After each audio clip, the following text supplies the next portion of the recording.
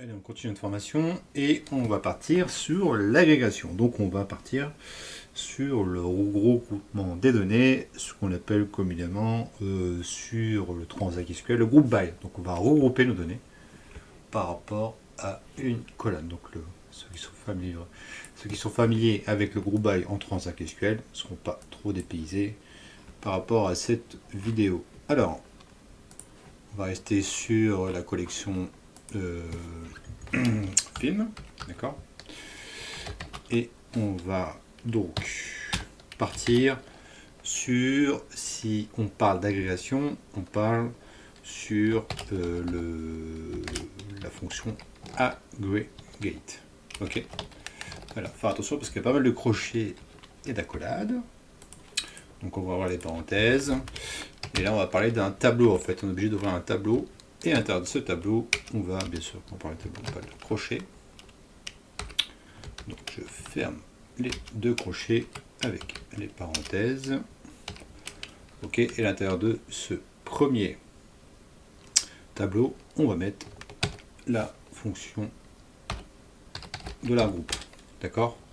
Donc de la groupe, deux points. Donc après, on est obligé de mettre donc ça va être la colonne ID, underscore ID, et là on va appeler la colonne qu'on veut regrouper, ou sur laquelle on va mettre un groupe by. Alors, petite spécificité, sur MongoDB, il faut l'appeler avec un dollar, d'accord? Sinon ça ne marche pas. J'oublie très souvent celui-là aussi, le dollar. Donc il faut bien sûr le mettre entre cotes. Donc là on va regrouper par type, d'accord? Vous allez voir quand vous allez voir le résultat de la requête, d'accord? Donc par type de film. Donc après on peut appeler la sortie, on peut appeler combien quand la sortie, on peut l'appeler nombre, et le nombre va faire la somme de tout ça, d'accord? Donc on fait la somme et après on regroupe par rapport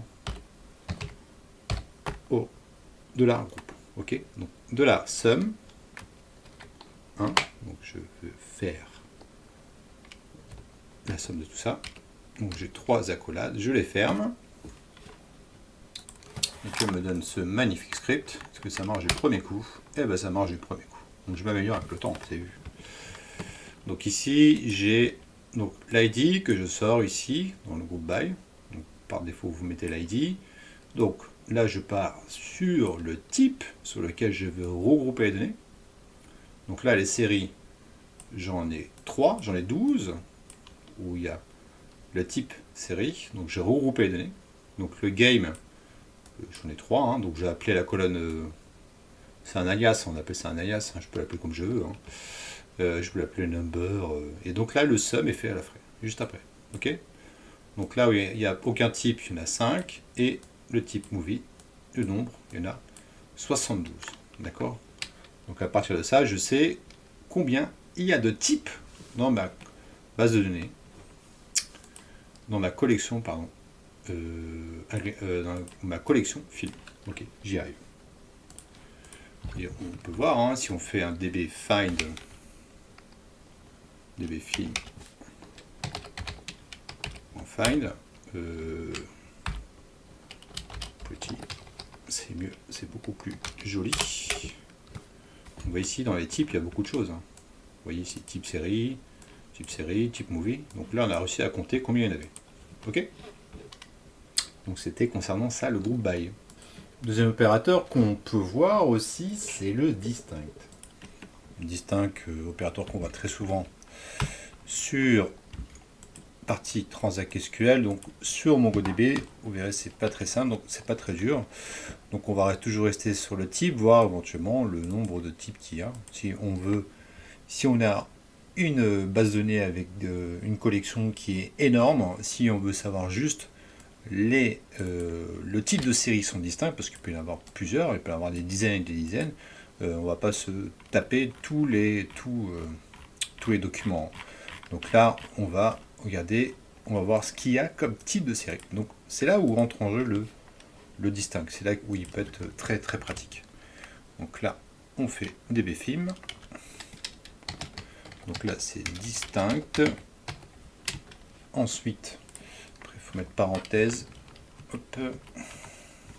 Des fois je perds la souris. Donc double quote, et là je mets type. D'accord, donc. Et je ferme la parenthèse. D'accord, donc là, on a tout de suite l'information. On sait tout de suite qu'il y a 3 types de dans le document film. D'accord, donc au niveau type, on a game, movie et série. Ok, donc dans ces démos, on a vu distinct et le group by. Donc on va voir, vous allez me poser la question, c'est sûr, vous allez me poser la question, comment fait-on sur MongoDB Compass? Eh bien, on va voir ça juste après parce que ça mérite quand même une petite vidéo plus complète sur la partie MongoDB Compass. Ok?